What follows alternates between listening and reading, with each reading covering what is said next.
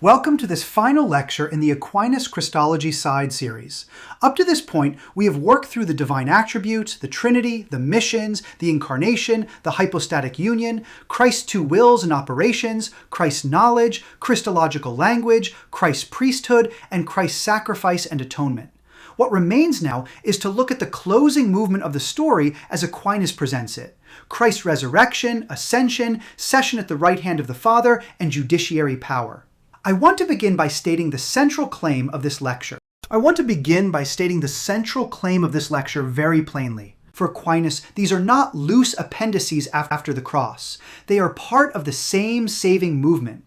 The one who dies for us does not simply disappear after making satisfaction. He rises, he is exalted, he reigns, he intercedes, and he will judge.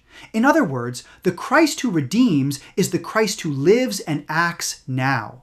That matters logically, and it matters pastorally. If we end the story at the Passion, then we can reduce Christianity to a theory of how sins are forgiven. But Aquinas will not let us do that. He wants us to see the whole arc. The cross is ordered to glory. The resurrection manifests the victory of obedient love. The ascension enthrones redeemed humanity in heaven. The session at the Father's right hand names Christ's abiding reign. And judgment means that history is finally accountable to the Lord who was crucified and raised. If we stop with the Passion, there are several distortions that begin to creep in. One distortion is moralism. Christ becomes merely an example of sacrificial love. Another distortion is a thin legalism. The cross becomes only a transaction, detached from the living Christ who now reigns. Still another distortion is practical forgetfulness. We say that Christ rose, but we do not really let the resurrection, ascension, or judgment shape the way we understand worship, hope, suffering, or Christian accountability. Aquinas gives us a much richer grammar. He certainly affirms that Christ's passion saves, but he also insists that the passion reaches its full intelligibility in the resurrection and what follows. The Lord who died for us is now alive. The humanity he assumed is not discarded, it is glorified. The exalted Christ does not merely wait in heaven doing nothing. He reigns as head, continues his priestly work, and remains the one before whom all history will finally stand. This is also the point at which Christology begins to open into the next great theological themes. Once Christ is understood as exalted and reigning, the natural question becomes, how does his life reach us? That brings us toward the mission of the Holy Spirit. And once we ask how the risen Lord continues to act concretely in the Church, we are led toward the Sacraments. So this capstone lecture is not only an ending, it is also a threshold. In the third part of the Summa, Aquinas does not jump around randomly. He moves with great order. He treats the mystery of the Incarnation, then Christ's life, then the Passion, then the Resurrection, then the Ascension, the Session, and the judiciary power of Christ. That sequence matters because it means we should not isolate these mysteries from one another. They belong together. Think of the movement this way. In the Passion, Christ offers obedient love unto death and accomplishes our salvation through merit, satisfaction, sacrifice, and redemption. In the Resurrection, that same obedient love is publicly vindicated in glory. In the Ascension and the Session, the humanity assumed for our sake is exalted and enthroned. In the Judgment, the truth of Christ's lordship and the truth of every created life are brought to manifestation. So the basic structure is humiliation followed by exaltation, and then exaltation revealed in final manifestation. Aquinas is not changing subjects. He is still explaining who Christ is and what Christ does for us. The key is to resist the temptation to treat each doctrine as a separate compartment. The cross, resurrection, ascension, session, and judgment are one Christological arc. When Aquinas speaks of the resurrection, he means that the very same Christ who truly died, truly rose again. This is important because he is insisting on continuity. The one who rises is not a replacement for Jesus, not a memory of Jesus, and not merely the survival of Jesus' influence. The risen Christ is the same person, the same Lord, the same one who was born of Mary, suffered under Pontius Pilate, and was crucified. At the same time, the resurrection is not a mere return to ordinary mortal life. Lazarus was restored to the life he had before and later died again. Christ's resurrection is different. Aquinas treats it as entry into a glorified mode of human life. The body is the same body, but now incorruptible, impassible, and ordered to glory. That is why Christians do not speak of Easter as resuscitation. It is true bodily resurrection, but bodily resurrection transformed in glory. This also means the resurrection is the first great form of Christ's exaltation.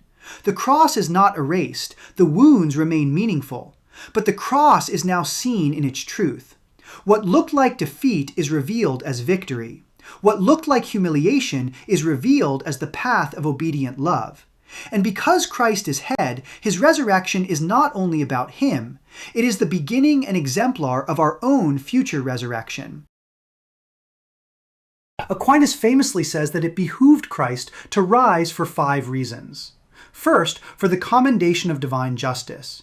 Christ humbled himself in love and obedience even to the death of the cross. It was fitting, therefore, that the Father should exalt him. This is not a contest between Father and Son, it is the vindication of obedient love and the economy of salvation. Second, the resurrection is for our faith. If Christ had remained in the grave, apostolic preaching would be empty. The resurrection confirms the truth of Christ's Godhead and confirms that the gospel is not built on an illusion. Third, it is for our hope. If the head has risen, then the members may hope to rise as well. Aquinas ties Easter directly to the believer's confidence that death does not have the final word. Fourth, the resurrection sets in order the lives of the faithful. Christians are not called merely to admire Christ's victory, but to walk in newness of life. Fifth, the resurrection completes the work of salvation. Aquinas says the passion removes evil, while the resurrection ushers us toward the good. That is a wonderful formulation. It means Christ saves not only by taking away guilt, but by opening the way to glorified life. Once we see Aquinas' 5 reasons, we can see more clearly what the resurrection affects. First, it secures the truth of the gospel. The apostles are not heralds of a dead teacher, they are witnesses of the risen Lord. Christian proclamation is therefore not merely memory, it is testimony to a living Christ. Second, the resurrection gives form to Christian existence. The believer is summoned to real moral and spiritual transformation. Aquinas, like St. Paul, sees Easter as the ground of newness of life. The resurrection is not just future comfort, it has present moral force. Third, the resurrection grounds hope for the body. Christianity is not salvation from embodiment, as though the body were disposable. In Christ's risen body, the destiny of human bodiliness is already disclosed. Fourth, the risen Christ remains active. He is not absent in the sense of being inert. He is the living head of the church. This matters especially because it prepares us for the later questions about priesthood, mediation, spirit, and sacrament. The resurrection means that salvation is not only something Christ once did, it is also something the risen Christ continues to communicate. For Aquinas, the ascension is fitting because place ought to correspond to condition. After the resurrection, Christ has entered into an incorruptible and glorious mode of human life. It is therefore fitting that he should not remain within the old order of generation and corruption, but should ascend into heaven. Aquinas is careful here. Christ does not gain new essential glory by going to heaven. Rather, there is a fittingness between glorified humanity and heavenly glory.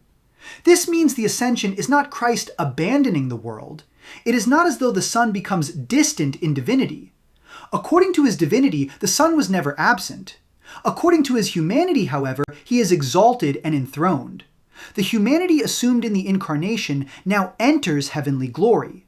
That is why the ascension is so important for a Christian account of humanity itself.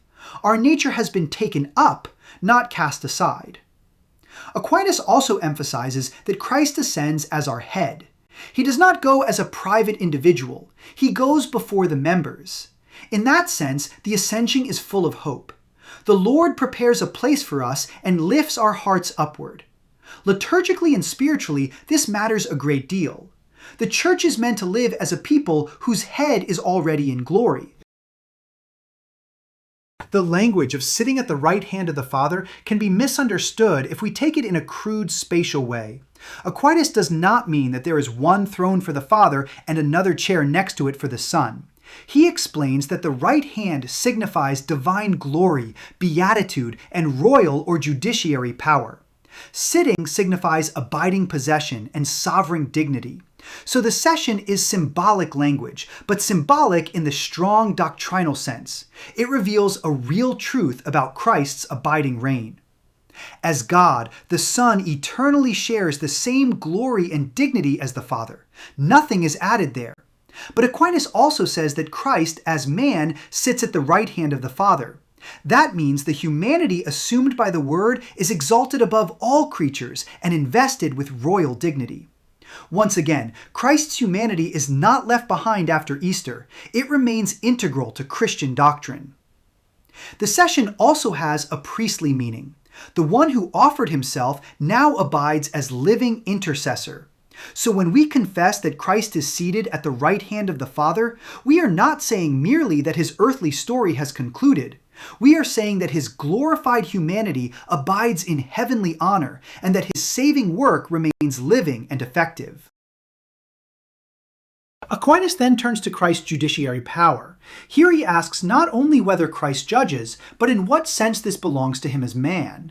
His answer is precise. Judicial authority belongs primarily to God, but Christ exercises judiciary power in his humanity by the grace of the head. In other words, this is not because human nature as such has such authority, but because the humanity of Christ is united to the divine person of the Son and established as head over all. There is also a fittingness here. The one who appeared among men, who was seen, heard, and even unjustly judged, is fittingly the visible judge of creatures. The judged one judges. There is deep theological beauty in that reversal. It means that the final manifestation of justice comes through the one who has already entered our history in humility. Judgment for Aquinas is not arbitrary divine terror. It is the manifestation of truth. What has been hidden will be brought to light. What is merely apparent will be stripped away. The same Christ who reveals the Father now reveals the truth of every creaturely life. That is why final judgment belongs within the gospel, not outside it. It is the final public manifestation of Christ's lordship. At this point, it is worth stepping back and seeing the full movement. The cross is Christ's obedient self-offering unto death. The resurrection is the vindication of that offering and the beginning of glorified life. The ascension is the exaltation of that glorified humanity into heaven. The session is the abiding reign and intercession of the exalted Christ. The judgment is the final manifestation of what has been true all along. This crucified and risen Jesus is Lord. This is why Aquinas' Christology has such coherence. He does not speak of salvation as though it were merely a past event, nor does he speak of glorification as though it were detached from the passion. Each stage interprets the others. The passion shows the depth of obedient love. The resurrection shows that obedient love is victorious. The ascension and session show that victorious love now reigns. Judgment shows that reigning love will finally reveal the truth of all things. For teaching and preaching, this coherence is immensely important. It prevents us from isolating doctrines into fragments. Instead, it teaches us to speak of one Lord, acting in one saving economy for the life of the world. A Thomistic account here helps us avoid several common errors. The first is reducing the resurrection to a symbol of community memory or moral renewal. Aquinas will not allow that. The resurrection is historical, bodily, and glorified. The second error is treating the ascension as mere absence. If Christ is thought of as simply gone, then the Church forgets that he remains living head, priest, and Lord. A third error is crude localism about the session. If the right hand of the Father is taken as a literal seat in a physical location, then the doctrine becomes childish rather than luminous. Aquinas interprets the language in terms of glory, dignity, beatitude, and power. A fourth error is treating judgment as arbitrary terror, detached from Christology. For Aquinas, judgment belongs to Christ precisely because the economy of salvation culminates in the public manifestation of truth under his lordship. Perhaps the most pastorally damaging one is to imagine that Christ's humanity has become theologically irrelevant after Easter. Aquinas does the opposite. He insists that the humanity assumed for our salvation remains central to exaltation, intercession, mediation, and hope. This lecture matters pastorally because it changes the way we speak about Christ. In preaching, it keeps us from flattening the gospel into moral example or abstract atonement theory. We can say, truthfully and fully, that Christ died for us, rose for us, ascended in our humanity, reigns for us, intercedes for us, and will judge in truth. That is much richer than a one-note account of salvation. In liturgy, this theology keeps the church from becoming self-enclosed. Worship is not simply what a gathered community does in memory of Jesus. Worship is participation in the praise of the exalted Christ who remains priest and head. The ascension and the session remind us that Christian worship is drawn upward into heavenly reality. In personal spiritual life, this doctrine holds hope and accountability together. Because Christ is risen and exalted, suffering and death do not have the last word. Because Christ is judge, our choices matter, and history is morally serious. Christian hope is not sentimental optimism. It is hope before the living Lord, the one who has conquered death and before whom all truth will stand revealed. This capstone also shows why the next two courses make sense. Once Christ is exalted, the question naturally becomes, how does his life reach us now? The first answer is the mission of the Holy Spirit. The risen and ascended Christ pours out the Spirit upon the church. So a class on the Holy Spirit is not a detour. It is the next step in the same theological movement. The second answer is the sacramental economy. Christ does not save us in abstraction. The risen Lord communicates grace through visible signs instituted for our salvation. So a class on the sacraments likewise grows directly out of this Christological sequence. If Christ is head, priest, and mediator, and if he remains living and active, then we should expect that his saving work reaches us in concrete ecclesial forms. In that sense, this lecture is a hinge. It completes the immediate Christology sequence, but it also opens naturally into pneumatology and sacramental theology. The theology does not drift, it unfolds. If you want to go further, begin with Aquinas himself. Read third part, question 53, article 1, on why it was fitting for Christ to rise. Then read question 57 on the ascension, especially the article on its effects. Then read question 58 on sitting at the right hand of the Father, and question 59 on Christ's judiciary power, especially why judgment belongs to him as man by the grace of the head. After that, read questions 54 through 56 for the qualities, manifestation, and causality of the resurrection. The final takeaway is this. The Christ who dies for us is the Christ who rises, ascends, reigns, intercedes, and judges. Aquinas' Christology ends not in absence, but in exalted presence.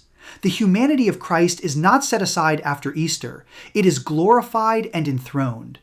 And because Christ is our head, his exaltation is not merely his private triumph. It is the beginning of our hope. That is a fitting place to end this side series, and it is the right place from which to begin the next one, first on the Holy Spirit, the other mission, and then on the sacraments, the concrete economy by which the risen Lord continues to sanctify his church.